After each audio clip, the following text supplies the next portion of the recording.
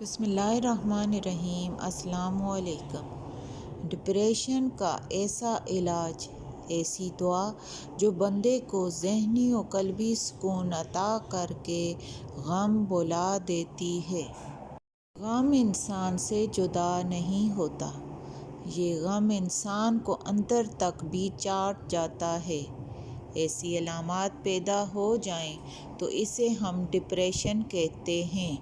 وقتی غم آتا ہے اور ختم بھی ہو جاتا ہے، لیکن جب افسردگی مزاج بن جائے اور سوچیں الجھی تھکی ہوئی مایوسی میں ڈوبی رہیں تو ڈپریشن کا مرض جنم لیتا ہے۔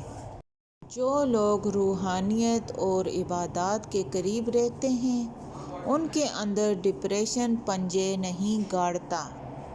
دنیاوی مسائل پر مبنی پریشانی انہیں بھی غم دیتی ہے اور وہ مایوس بھی ہوتے ہیں، لیکن ان کے باطن میں روحانی قوت انہیں ڈوبنے نہیں دیتی اور پھر سے ان کے عزم کو تازہ کر دیتی ہے۔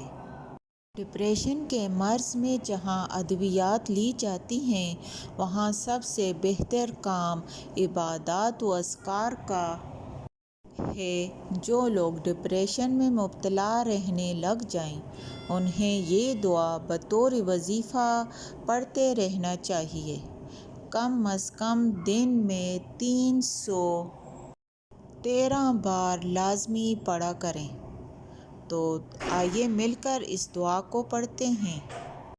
لا الہ الا اللہ سبحان الحی القیوم۔